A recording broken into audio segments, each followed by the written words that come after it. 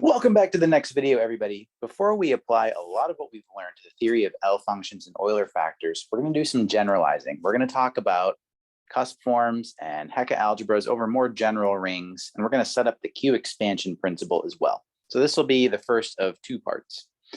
Okay, so let's see. So a good reference for this talk would be like DDT chapter 1. So let's take a congruent subgroup gamma between gamma 1 of n and gamma 0 of n. And let's define S2 gamma Z, so like the Z cusp forms of gamma of weight 2. Okay, so that'll be the space of weight 2 cusp forms just with integral Fourier coefficients.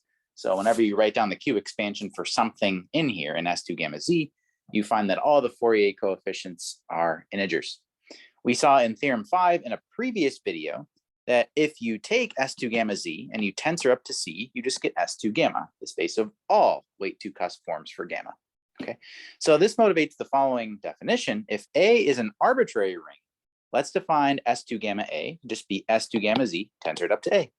Okay, and let's define S2NA and S2N chi A, where chi is a character with values in A cross in the obvious way. For example, this first guy here is just S2 gamma 0 N A, okay, as you might expect, following notation from previous videos when we were just working with S2N basically. Okay, so big theorem, so the Q expansion principle, we know we have this canonical isomorphism of complex vector spaces from S2 gamma to omega 1 gamma slash C. Technically, we only talked about this when gamma was gamma sub 1 of n, but it works for any gamma between gamma sub 1 of n and gamma sub 0 of n. Again, that's just part of the generalizing that we're doing in this video. So we've got this canonical isomorphism of complex vector spaces given by F is sent to omega F, or omega F is 2 pi I F of tau d tau. It's just a holomorphic differential on the modular curve, a complex modular curve associated to gamma. It turns out this map, though, it induces an isomorphism, S2 gamma Z, to omega 1 gamma to the mu, let's call it. What is this omega 1 gamma to the mu? It's the differential forms on x to the mu gamma, which is a model of x gamma, the modular curve associated to gamma, over Z, which parameterizes pairs E comma I, where I is an embedding of the nth roots of unity into E, and E is an elliptic curve. Okay, so it's kind of a model for your modular curve over Z, and it parameterizes pairs, elliptic curves, comma, embeddings of the nth roots of unity into that elliptic curve. So think about less generally how elliptic curves over C have the property that their end torsion is abstractly isomorphic to Z mod NZ cross Z mod NZ, but there's a the Galois action on end torsion shows you that there's a copy of mu n embedded into E in that case. So we're just generalizing that setup here. Okay, so what about if I change Z to A? Okay, if A is flat over Z, or if n is invertible in A as an element, then the induced map S2 gamma A to omega 1, let's see, gamma to the mu slash A, this is really just the base change of this map to spec A, if you're familiar with algebraic geometry. This is also an isomorphism, okay? And most often A will be flat over Z, or n will be invertible in A when we go to apply this, okay? And finally, if A is a subring of C, this is very important and very helpful. This isomorphism here identifies S2 gamma A with the set of modular forms in S2 gamma that have coefficients in A. Thank God, right? So you can actually think of S2 gamma A as just modular forms in S2 gamma with coefficients in A, provided A is just any subring of C at all, which it always will be for our purposes. Well, it usually will be for our purposes. Okay, so this is a fantastic kind of principle called the Q expansion principle that basically says, like, all right, S2 gamma A can be thought of in the way that you want it to be thought of. You can think of it purely in terms of Q expansions of elements in the set S2 gamma A.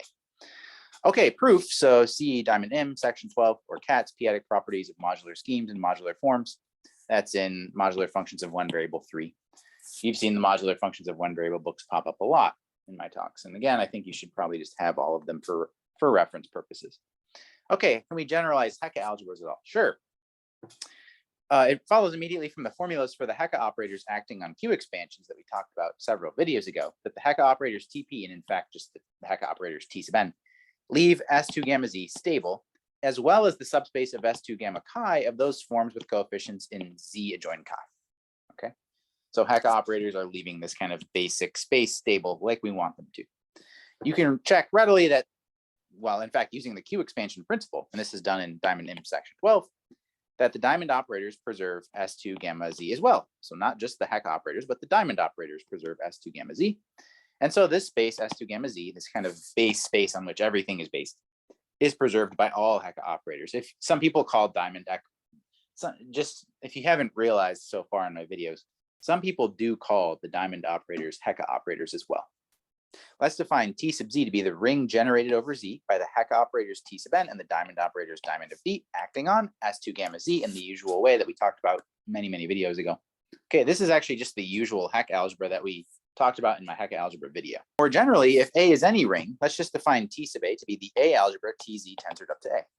This Hecke ring acts on S2 gamma A now, not just S2 gamma Z, in the same natural way that TZ acts on S2 gamma Z. So see my previous video on the Hecke algebra for that.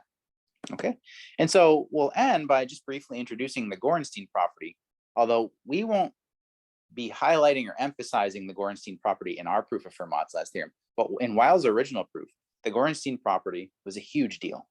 Okay, so lemma, if you take the dual space of S2 gamma A, which is just hom A, S2 gamma A to A, so it's all A homomorphisms from S2 gamma A to A.